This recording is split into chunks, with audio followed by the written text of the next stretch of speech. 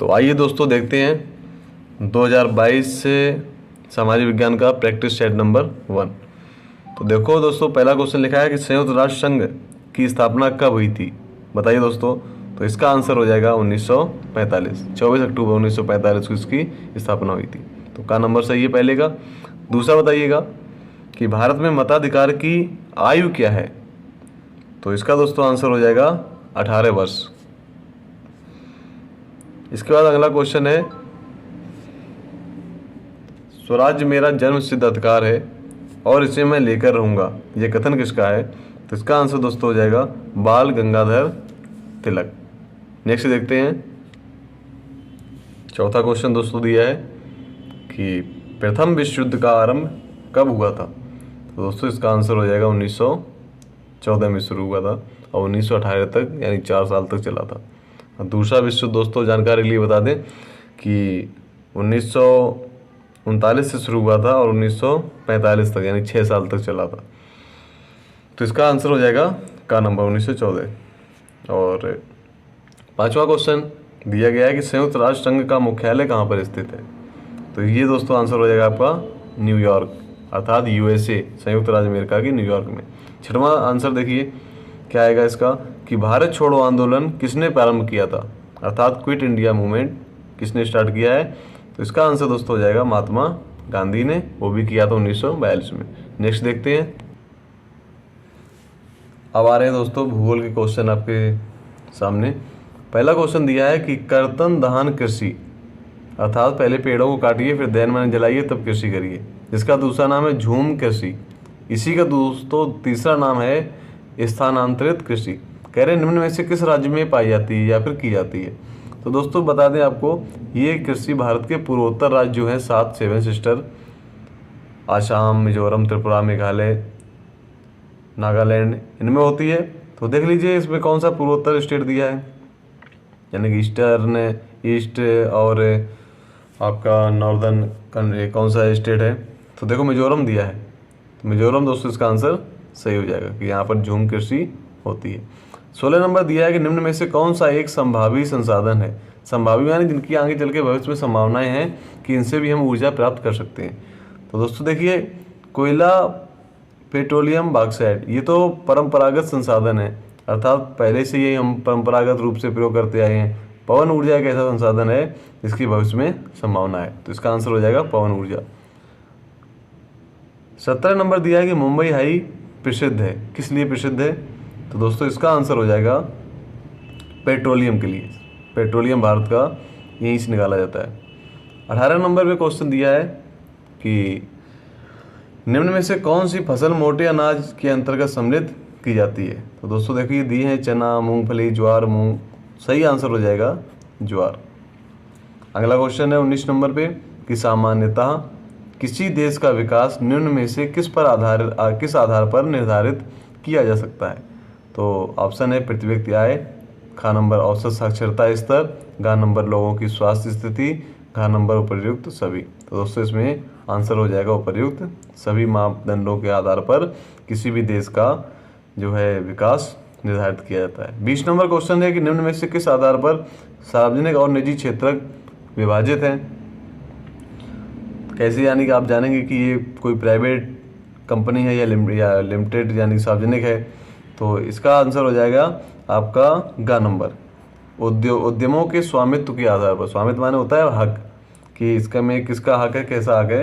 अगर किसी पर्सनल व्यक्ति का है तो वो निश्चित रूप से निजी क्षेत्र कहलाएगा, और अगर सरकार का है तो फिर सार्वजनिक क्षेत्र कहलाता है। तो इसका आंसर हो जाएगा उद्यमों के स्वामित्व के आधार। आइए दोस्तों देखते हैं प्रैक्टिस सेट नंबर 2 2022 का। इसमें पुनः क्वेश्चन आते हैं इतिहास से। लिखा है फ्रांस की क्रांति कब हुई थी? ये 4 ऑप्शन आपके पास दिए हैं। तो दोस्तों आंसर इसका हो जाएगा 1789। इसको देखो आंसर याद करने की ट्रिक कितनी अच्छी है, 1789 यानी 1789, 1789। दूसरा क्वेश्चन है भारत में शिक्षक दिवस कब मनाया जाता है? तो आंसर है दोस्तों 5 सितंबर।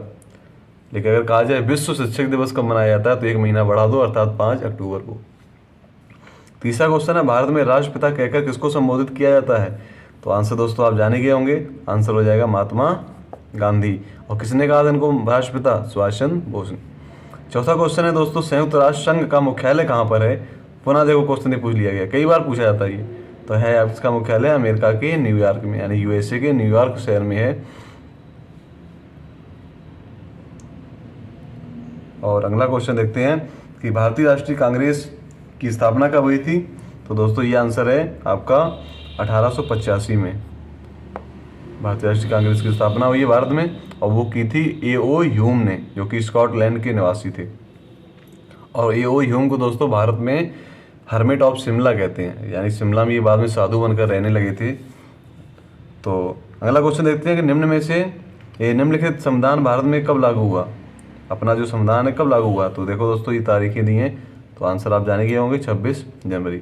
चलिए नेक्स्ट देखते हैं भूगोल के क्वेश्चन इस सेकंड सेट के।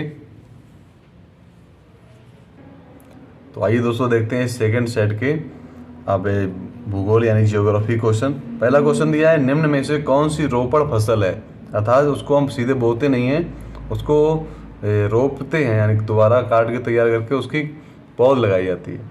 तो देखिए दोस्तों, गेहूँ है, चना है, गन्ना है कि मूंगफली है, ये सारी फसलें बोई जाती हैं, लेकिन गन्ना एक ऐसी जो कि दोबारा काट के ही रोपी जाती है। तो गन्ना एक रोपड़ फसल है।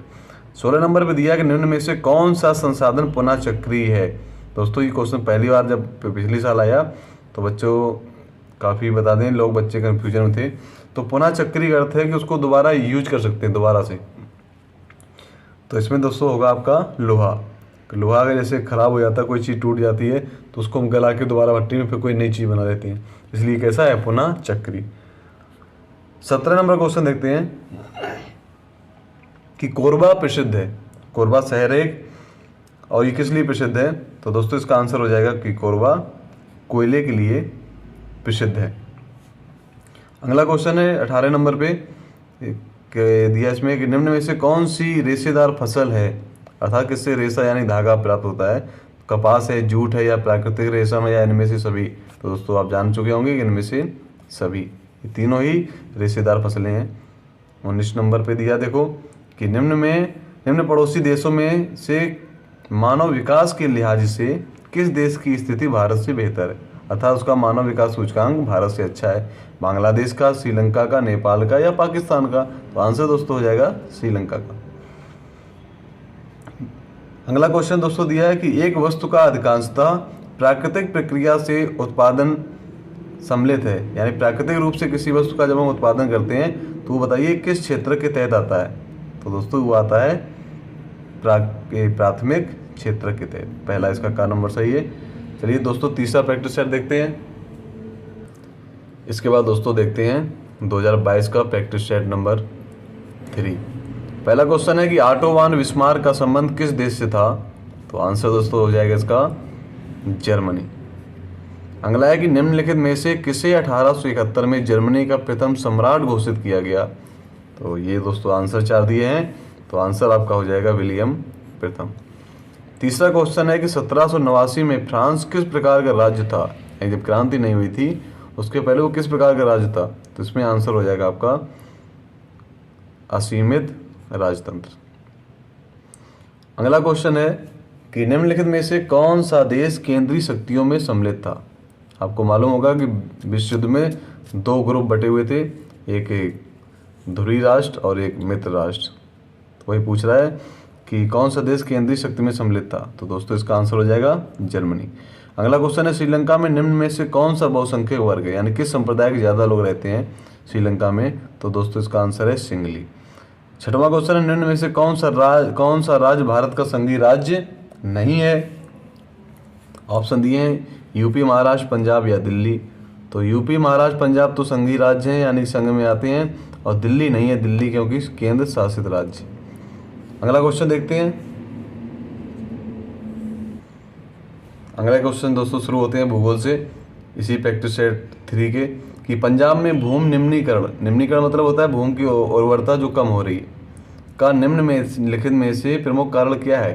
तो दोस्तों आंसर दिए हैं 4 ऑप्शन है कि गहन खेती, या वनोन्मूलन, या पशुचारण, या फिर अत्यधिक सिंचाई। तो आंसर हो जाएगा अत्यधिक सिंचाई।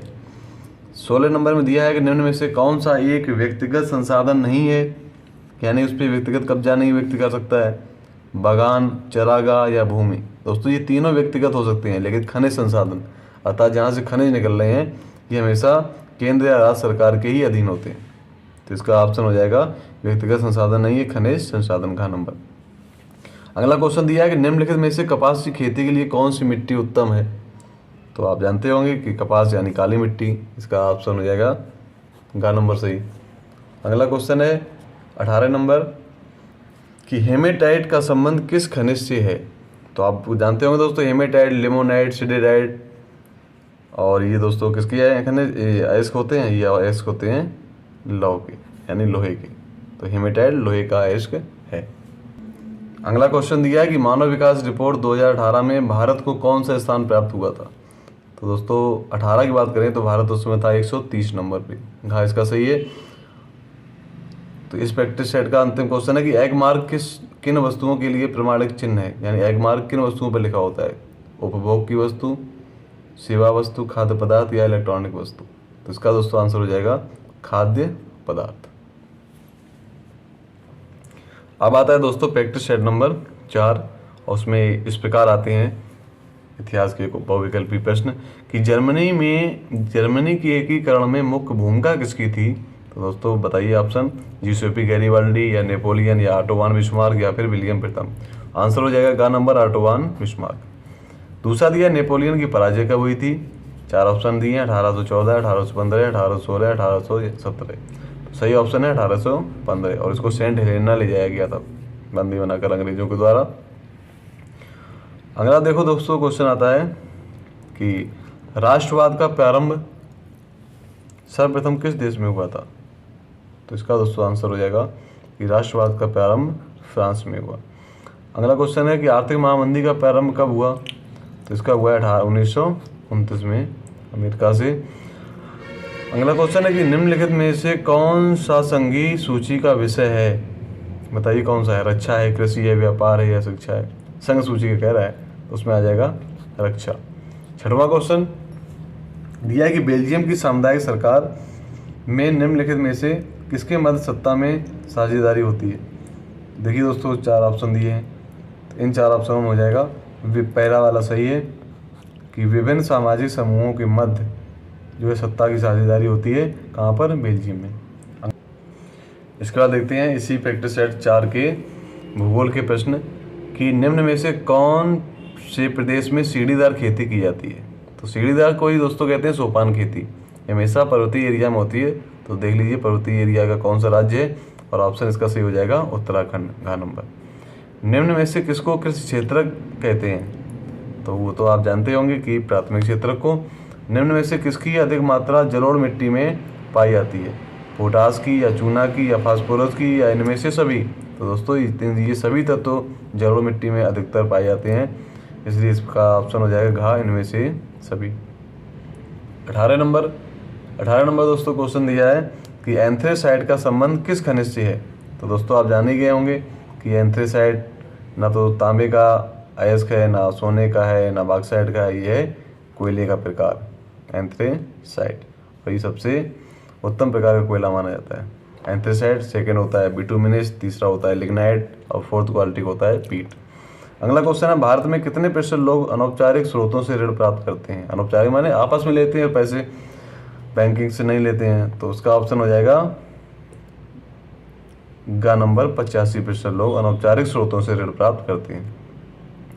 इस प्रैक्टिस सेट का अंतिम क्वेश्चन है कि विश्व व्यापार संगठन का मुख्यालय कहाँ पर है। तो दोस्तों बता दें विश्व व्यापार संगठन का मुख्यालय जिनेवा में है। कहाँ पर है, जिनेवा। इसके बाद दोस्तों दिया है 2022 का प्रैक्टिस सेट नंबर 5। पहला क्वेश्चन है कि निम्नलिखित में से ये किसका कथन है, ये इतिहास से है कथन कि जब फ्रांस छींकता है तो बाकी यूरोप को सर्दी जुकाम हो जाता है। तो आंसर दोस्तों इसका हो जाएगा मैटरनिक ने ये कमेंट किया। दूसरा क्वेश्चन दोस्तों है कि सविनय अवज्ञा आंदोलन की शुरुआत किस महत्वपूर्ण घटना के साथ की गई थी। तो बताएं दोस्तों कि गांधी जी ने चलाया था एक अभियान जिसको कहते हैं दांडी यात्रा। वो 12 मार्च 1930 में शुरू हुई थी और 6 अप्रैल 1930 को ख़त्म होती है। और वहाँ पे गांधी जी के साथ लगभग 20,000 की आबादी इकट्ठी हो जाती है। तो गांधी जी वहीं शुरू करते हैं सविनय अवज्ञा आंदोलन। और वो गांधी जी ने दांडी यात्रा पूरी करके नमक का कानून तोड़ा था, तो हो जाएगा नमक कानून तोड़कर। गांधी जी ने क्या शुरू किया? सबने अवज्ञा आंदोलन। अगला क्वेश्चन है कि भारत में सर्वाधिक बोली जाने वाली भाषा कौन सी है? तो दोस्तों आंसर हो जाएगा ग नंबर हिंदी। काले दस्ताने और बंधी मुट्ठियाँ किसकी प्रतीक थी? तो बताइए दोस्तों, विद्रोह की थी, शांति की थी, अश्वेत शक्ति की थी, इनमें से कोई नहीं। तो ये दोस्तों प्रतीक थी विद्रोह अर्थात विरोध की। अगला क्वेश्चन है, निम्नलिखित में से किस एक देश को छोड़कर हर जगह तानाशाही पर लोकतंत्र को प्राथमिकता दी जाती है? अर्थात एक देश इसमें ऐसा है जो तानाशाही को प्राथमिकता देता है, बाकी 3 देश लोकतंत्र को देते हैं। तो बताइए कौन सा है? तो भारत, नेपाल, श्रीलंका में तो लोकतंत्र पे बल दिया जाता है, जबकि पाकिस्तान ऐसा देश है जहाँ पे तानाशाही पर बल दिया जाता है। तो इसका सही हो जाएगा आंसर ख नंबर, पाकिस्तान।